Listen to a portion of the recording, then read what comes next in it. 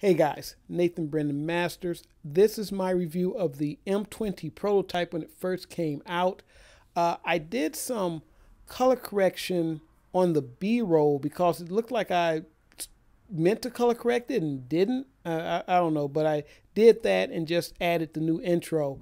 For the most part, though, everything else is what it is. The M20 was my favorite vlogging camera, my favorite action camera for vlogging back in the day.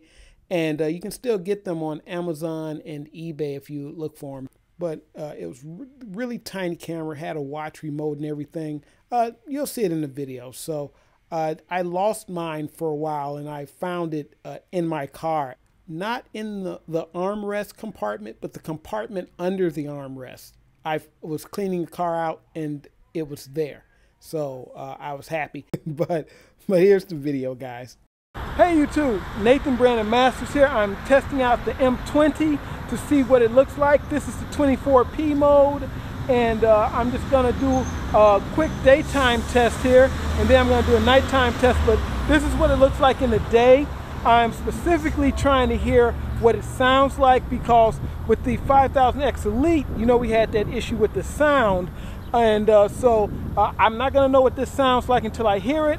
So it'll be a surprise for both of us.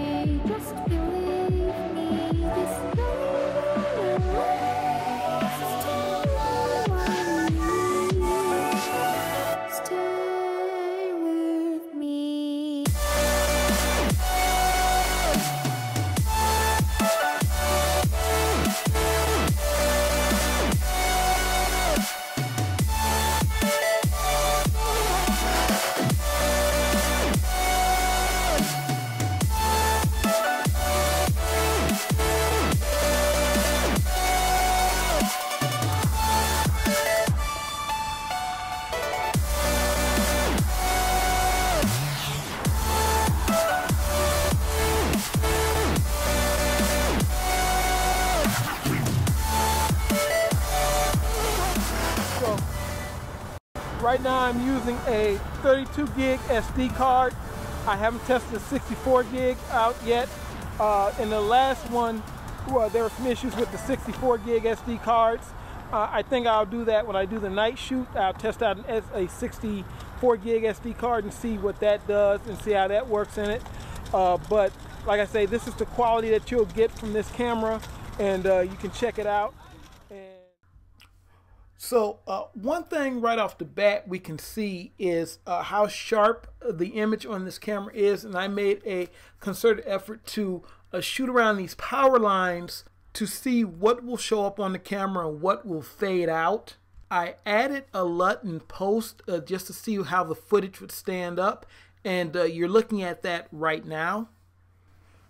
Now, this is a function that I don't use very much, but I know a lot of people love it, and this is the slow motion record function. So this is what it looks like. It's pretty smooth, looks better than what a lot of people do in post, unless you shoot at 60 frames or 120 frames, in the beginning, which this camera can do at 720p.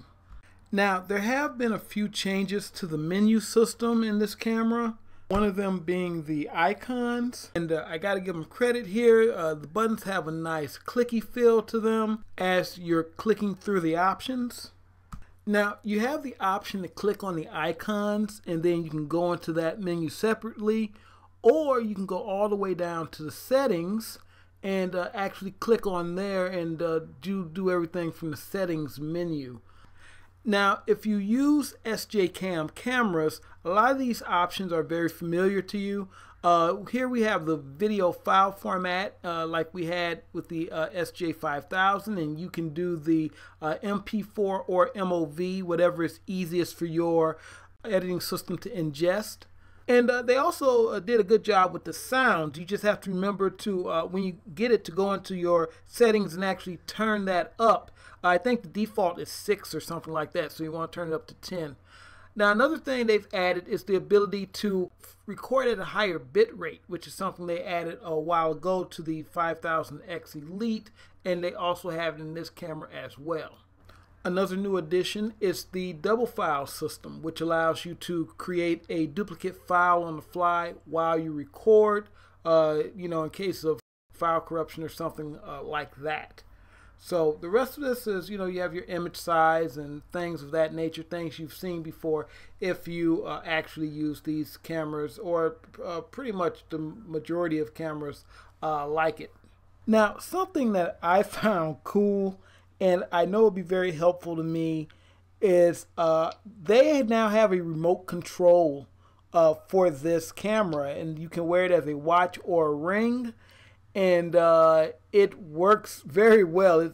It's very responsive. It's actually more responsive than I thought it would be. So that's definitely going to come in handy, because I always need options of controlling cameras and things from a distance. So right now, I'm testing to see what this is going to look like in the low light. I have the wide dynamic range on, but I don't know what it's really going to look like until I look at it on the computer. Now, it seems one of the big drawbacks with this camera is the low light. So it seems like the trade-off was low light for sharpness.